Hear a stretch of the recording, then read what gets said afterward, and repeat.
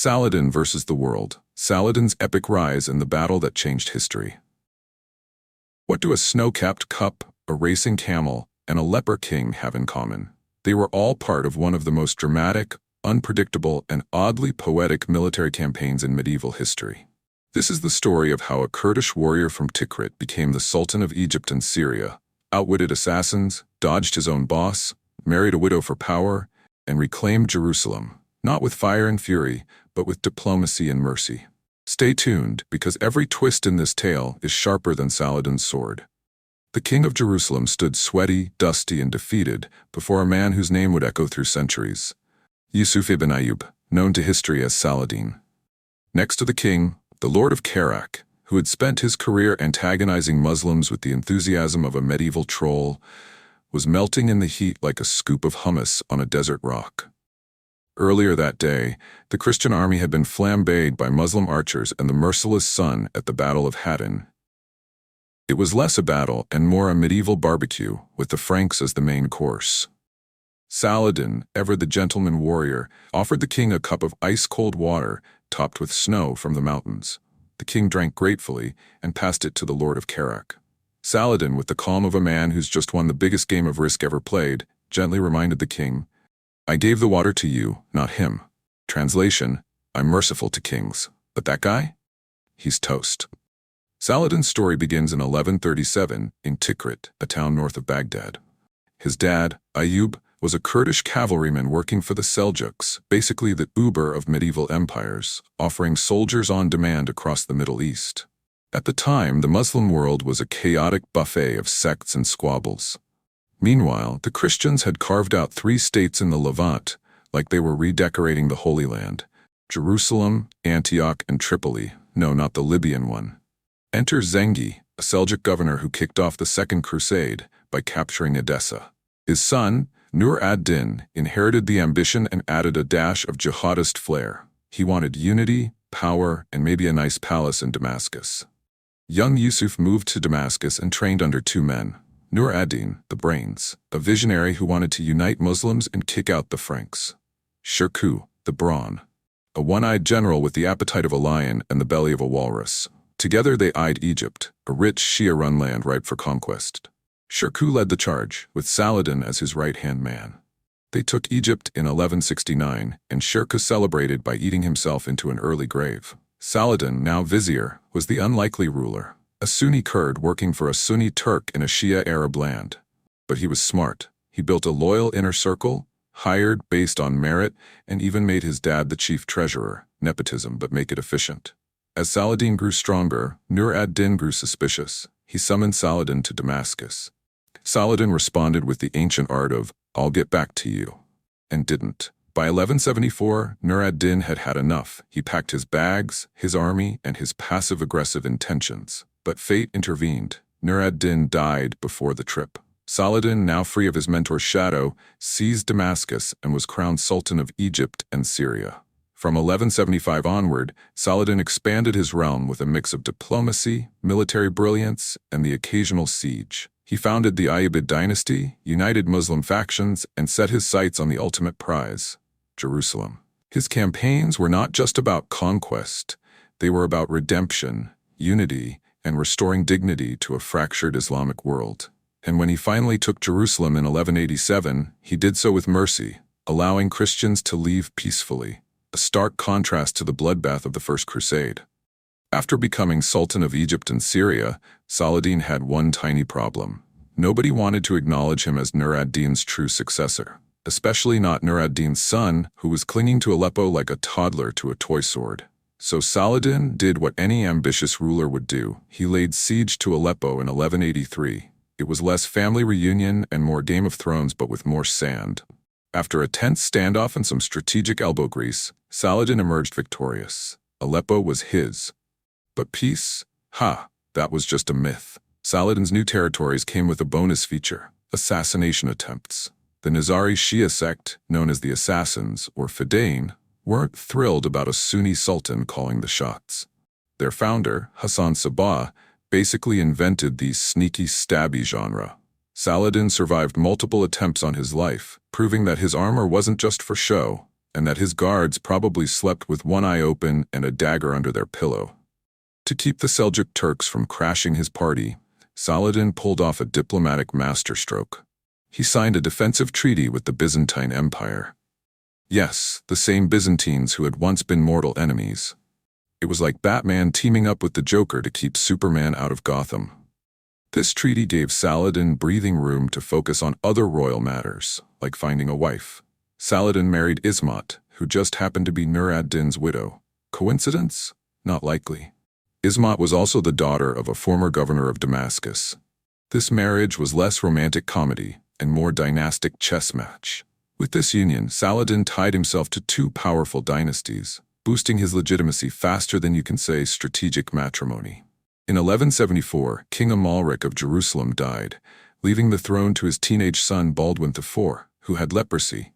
Known as the Leper King, Baldwin was underestimated by everyone, including Saladin. In 1177, Saladin marched north with 27,000 troops, confident he'd take Jerusalem like a stroll through the spice market. But Baldwin and his French ally Renaud de Chatillon had other plans. Saladin made two tactical blunders. He didn't engage when he had the upper hand, and he let his army scatter like confetti. Baldwin and Renaud struck at Montgisard with a small but fierce force, including 80 Templars and a bishop wielding a piece of the true cross like a divine lightsaber. Saladin's forces crumbled. His supply train was seized, and he escaped on a racing camel. Yes, a camel. Not exactly a getaway car, but it did the trick. After Montgisard, Saladin needed a win. Baldwin, feeling bold, built a castle at Jacob's Ford, basically a medieval middle finger aimed at Damascus. Saladin tried diplomacy, offering 100,000 dinars to halt construction. Baldwin said, "Thanks, but no thanks." So Saladin returned with arrows, miners, and fire. On August 24, 1178, he launched a siege. Arrows flew, miners dug, and walls burned. Within 5 days, the fortress collapsed. Saladin's forces stormed in, killing 800 defenders and capturing 700 more. He also snagged 1,000 suits of armor, because why not? In 1180, Saladin and Baldwin IV agreed to a 2-year truce. Peace at last? Not quite. Renaud de Chatillon, Baldwin's wildcard ally, ruled Kerak and Montreal, key trade routes for Muslim pilgrims heading to Mecca.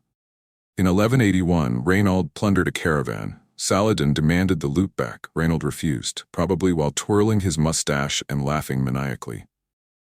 Then Renaud went full pirate, launching 5 galleys into the Red Sea, attacking Muslim ports, and even threatening Mecca. It was like poking a lion with a flaming stick. Enjoying the story so far? If you're loving this journey through history, hit that like button, subscribe, and tap the bell icon so you never miss a twist in the tale. Let's keep the legends alive, together. In 1185, Baldwin IV died childless. The throne passed to his 8-year-old nephew. Baldwin V, whose tutor, the Count of Tripoli, wisely negotiated a truce with Saladin. Why? Because Jerusalem's leadership was about to resemble a soap opera written by Shakespeare on a sugar high. By 1186, Baldwin V and his father were both dead. His mother, Sibylla, married Guy of Lusignan, a French noble with more ambition than experience. And who helped Guy snag the crown? You guessed it. Renaud, the Lord of Kerak, the human embodiment of bad idea. Renaud, true to form, broke the truce again. This time, he plundered a caravan that may have included Saladin's sister. Whether or not she was actually there, the insult was personal. Guy asked Renaud to return the loot. Renaud refused, probably while polishing his sword and humming, "I did it my way." Meanwhile, Saladin had just conquered Mosul, completing his control over Syria and Iraq. With Jerusalem, Tripoli, and Antioch surrounded, the Sultan was ready to strike. In summer 1187, Saladin's son Al-Afdal raised 24,000 troops. Their first target? Tiberias, on the Sea of Galilee. Saladin laid siege, knowing Count Raymond's wife was trapped inside. It was bait, and Guy of Lusignan took it. Despite his instincts, Guy was pressured by Renaud and the Knights Templar to act. So he marched 19,300 men, 1,300 knights, and 18,000 infantry, 32 kilometers across a sun-scorched plateau with no water. Saladin's archers rained arrows like angry bees. Chronicler Imad ad-Din wrote, "The arrows plunged into them, transforming their lions into hedgehogs." On July 3rd, the Franks camped near Hattin. On July 4th, Saladin set the grass ablaze. Smoke choked the Christians. Arrows fell like hail. The Templars charged twice, hoping for a Montgisard miracle. But Saladin was ready. His cavalry encircled and annihilated them. Thousands died. Survivors were enslaved. The true cross was captured. The Templars and Hospitallers were executed in grim procession. And then came the infamous meeting. Saladin met Guy of Lusignan and Reynaud of Châtillon. He offered Guy a cup of ice water. Guy drank and passed it to Reynaud. Saladin turned to Guy and said, "This damned man did not drink water with my permission. If it had been so, he would be safe." Translation: he's not on my guest list. Saladin rose, drew his sword, and decapitated Reynaud. Then he turned to Guy and said, "It is not the wont of kings to kill kings, but that man had transgressed all bounds." Guy was spared, on one condition: never fight Muslims again. News of Hattin spread like wildfire. Europe was stunned. Jerusalem was vulnerable. Saladin marched on the Holy City, defended by Balian of Ibelin, the Ridley Scott favorite. Balian had promised Saladin he'd retire from fighting, but when Queen Sibylla begged him to lead the defense, he broke his word. Saladin was furious. On September 20th, 1187, Saladin's army camped outside Jerusalem. Despite his anger, he sought diplomacy. Talks failed. Siege began. Balian, with limited forces, repelled assaults and mangonel bombardments. The city held, for now. It was late September 1187, and Saladin was staring at Jerusalem like a chess master eyeing the final move. He'd already turned the Franks into hedgehogs at Hattin, and now the Holy City was within reach. But Balian of Ibelin, the reluctant defender, wasn't going down without a fight. Saladin, ever the strategist, remembered his success at Jacob's Ford. So he sent in his sappers, those medieval tunnel rats with pickaxes and a flair for demolition. They targeted the walls near the Mount of Olives, and on September 29th, the ramparts collapsed like a poorly built sandcastle. But even with a gaping hole in the defenses, the Ayyubid army couldn't force their way in. Balian held firm. So, instead of bloodshed, the two men talked. Balian negotiated for 7,000 citizens to be spared from slavery, offering a ransom of 30,000 byzants, gold coins so shiny they could blind a tax collector. Saladin agreed, and in a move that would make any PR team weep with joy, he convinced his officers to release most captives without ransom. Western Christians left Jerusalem. Eastern Christians stayed. Churches were converted into mosques, except for the Church of the Holy Sepulchre, which remained untouched. Pilgrims were granted safe passage. Saladin had reclaimed Jerusalem with minimal bloodshed and maximum grace. Back in Europe, Pope Gregory VIII heard the news and allegedly died of a heart attack. His final breath summoned a holy war. Enter the three monarchs of medieval mayhem: Frederick Barbarossa, the bearded bulldozer of the Holy Roman Empire; Philip II Augustus, France's calculating king; Richard the Lionheart, England's sword-swinging superstar. Together, they launched the Third Crusade. Frederick Barbarossa, fearing the sea like a cat fears a bathtub, chose the land route. He made it to Cilicia, within sniffing distance of Syria, and then, plot twist, drowned while crossing a river on June 10th in 1190. The irony was thicker than his beard. His army, the strongest of the Crusader forces, scattered like medieval confetti and returned to Germany. 1 year later, Philip and Richard arrived in the Levant and joined the siege of Acre. Guy of Lusignan had been camping there since 1189, surrounded by Ayyubid troops. A siege within a siege. Richard, fresh off a real estate flip in Cyprus, he conquered it and sold it to the Templars, used the profits to hire sappers. They brought down Acre's walls like a medieval wrecking crew. On July 12, 1191, the city fell, along with most of Saladin's navy. Richard offered to ransom 2,000 prisoners. Saladin stalled. Richard, not known for patience, executed them all. It was brutal, and it soured the tone of the campaign. Philip II left to defend his throne. Richard was now outnumbered but had full command. Saladin tried to recreate his Hattin masterpiece. He harassed Richard's column with mounted archers, then engaged at Arsuf on September 7, 1191. But Richard wasn't Guy of Lusignan. He protected one flank with the coastline, kept his troops hydrated, and held formation. Saladin's forces couldn't break him. The battle ended in a stalemate, and Saladin withdrew. Richard took Jaffa and rested until January 1192. He was within reach of Jerusalem but hesitated. He knew he could take the city, but not hold it. A counterattack would be disastrous. So, for 6 months, both armies did absolutely nothing. It was the medieval version of a staring contest. In July, Saladin recaptured Jaffa. In August, Richard took it back. It was like a game of historical ping-pong, with castles instead of paddles. Both men were exhausted. Saladin may have been ill, some speculate IBS, which is not ideal when commanding armies in the desert. His decisiveness waned. Richard, too, was weary and politically pressured to return home. Picture this. 2 titans of history, locked in a clash of civilizations, exchanging blows on the battlefield and compliments through couriers. Saladin and Richard I, the Lionheart, were the medieval equivalent of pen pals with swords. Despite what romanticized novels and Hollywood might suggest, they never met face to face. No candlelit duels, no shared campfires, just a steady stream of envoys, letters, and mutual respect. Richard admired Saladin's chivalry so much he even floated the idea of marrying his sister Joanna to Saladin's brother. Medieval Tinder, anyone? Alas, the match didn't happen, but the negotiations led to something far more enduring: peace. By 1192, Richard was sick, tired, and homesick. His brother John was back in England, plotting with Philip of France to steal his lands and possibly his crown. Richard needed to wrap things up and head home before his throne turned into a game of musical chairs. Saladin, equally exhausted and probably dealing with medieval IBS, was happy to oblige. The peace terms were generous. The Crusaders kept a coastal strip around Acre. Christian pilgrims were granted safe passage to Jerusalem. No more bloodshed. Just sand, sun, and spiritual tourism.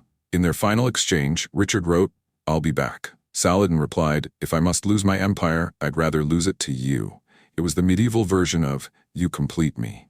By October 1192, the Third Crusade was officially over. Richard had won battles, but Saladin had won the war. His sultanate remained intact, his reputation soared, and Jerusalem was still under Muslim control. Would Saladin have expanded further? We'll never know. On March 4, 1193, just 5 months after the crusade ended, Saladin died, likely from exhaustion after decades of warfare, diplomacy, and camel chases. His empire splintered like a dropped vase at a royal banquet. His sons took Egypt, Damascus, and Aleppo. The rest was squabbled over like leftovers at a family reunion. By 1260, the Ayyubid Dynasty was replaced by the Mamluks, a new power rising from Egypt's sands. Despite spending more time fighting fellow Muslims than Christians, Saladin is remembered as the ultimate adversary of the Crusaders. Why? He was valiant in battle, but merciful in victory. He executed prisoners when necessary, but spared civilians and honored truces. His conduct during the capture of Jerusalem was so exemplary, even his enemies praised him. Saladin made tactical errors. Who doesn't? But strategically, he achieved every goal he set. And while his empire didn't last, his legacy did. He became a hero to both Islam and Christianity. A symbol of honor, courage, and diplomacy. A man who could wield a sword and a scroll with equal skill. So ends the tale of Saladin and Richard, the greatest duel never fought, the deepest respect never spoken aloud, and the peace forged not by blades, but by wisdom. If history were a stage, these two would be its brightest stars. Before you ride off into the historical sunset, don't forget to hit that subscribe button, turn on notifications, and join the ranks of legends who never miss a tale. Your click fuels the next epic. Don't leave history hanging.